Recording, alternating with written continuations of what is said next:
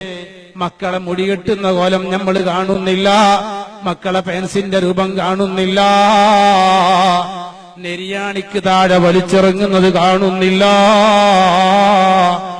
7 വയസ്സായാൽ നിസ്കാരം കൊണ്ട് കൽപ്പിക്കണമെന്നാണ്. 10 വയസ്സായാൽ നിസ്കരിച്ചിട്ടില്ലെങ്കിൽ അതിന്റെ പേരിൽ അടിക്കണമെന്നാണ്. നിസ്കരിക്കുന്ന സ്വഭാവവും നിസ്കരിപ്പിക്കുന്ന സ്വഭാവവും ഇന്ന് നമ്മളെ മക്കളിൽ ചെയ്യാറുണ്ടോ? വെള്ളിയാഴ്ച ദിവസമാകുമ്പോ നമ്മളെ മക്കൾ ഇങ്ങനെ കിടന്നുറങ്ങുകയാണ്.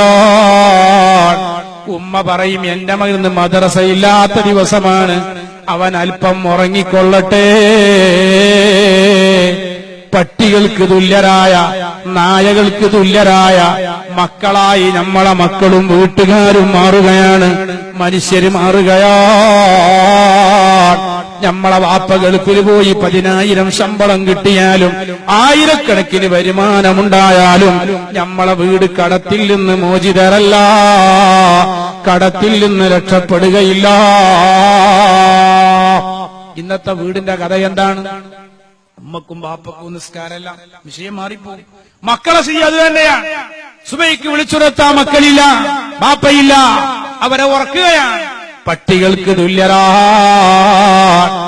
ഈ രാജ്യത്ത് പ്രഭാത സമയത്ത് എണീക്കാത്ത ആടുകളില്ല, പ്രഭാത സമയത്ത് എണീക്കാത്ത പക്ഷികളില്ല, പ്രഭാത സമയത്ത് എണീക്കാത്ത പറവകളില്ല. തന്റെ ആലയിലെ ആടും കൂട്ടിലെ കോഴി വരെ പ്രഭാതത്തിൽ എണീക്കുകയാണ്. അർദ്ധരാത്രി ഉറങ്ങാതെ നെറ്റ് ഡ്യൂട്ടി എടുത്ത് സുബഹിന്റെ അല്പം വന്ന് മഴങ്ങുന്ന ജീവികൾ അത് നായകളും പട്ടികളുമാണ്. ഇതേ പ്രകാരം നമ്മളെ മക്കളും ബാപ്പയും ഉമ്മയും മക്കളും നിങ്ങൾക്കറിയില്ലേ, അർദ്ധരാത്രി മുഴുവനും തെണ്ടി നടക്കുകയാണ്. ക്ലബിന്റെ ഓഫീസുകളിലാണ്, കളിക്കളങ്ങളിലാണ്, ടിവിക്ക് മുന്നിൽ കളി കണ്ടിരിക്കുകയാണ്, സീരിയൽ കണ്ടിരിക്കുകയാണ്. വളരെ വൈകിട്ട് കിടന്നുറങ്ങുകയാണ്. നായകളെപ്പോലെ പ്രഭാതത്തിൽ കിടന്നുറങ്ങുന്നു. നമ്മളെ ഉമ്മമാരാകട്ടെ സൊറ പറഞ്ഞിരിക്കുകയാണ്, സീരിയലിൽ ലയിച്ചു ചേരുകയാണ്, വേണ്ടാത്തരങ്ങൾ സംസാരിച്ചിരിക്കുകയാണ്. പ്രഭാതത്തിൽ വഴികിറങ്ങാതെ പട്ടികളെപ്പോലെ കിടന്നുറങ്ങുകയാണ്. ഈ പട്ടികൾക്ക് തുല്യരായ, നായകൾക്ക് തുല്യരായ ഉമ്മയും ബാപ്പയും മക്കളുമായി വീടുകളായി മാറുമ്പോ നമുക്ക് 10,000 ശമ്പളമുണ്ടായാലും, നമ്മളത്തെ വലിയ സമ്പാദ്യമുള്ളവരായാലും റബ്ബ് നമുക്ക് കടത്തിൽ നിന്ന് മോചനം തരികയില്ല, റബ്ബ് നമുക്ക് ബറക്കത്ത് ചെയ്യുകയില്ല. ഇതാ നമ്മുടെ കഥ. അല്ലാഹുവിന്റെ റസൂല് പറയുകയാണ്, എല്ലാ ദിവസവും പ്രഭാതത്തിൽ 2 മലക്കുകൾ നിങ്ങളെ വിസിറ്റ് ചെയ്യുന്നുണ്ട്.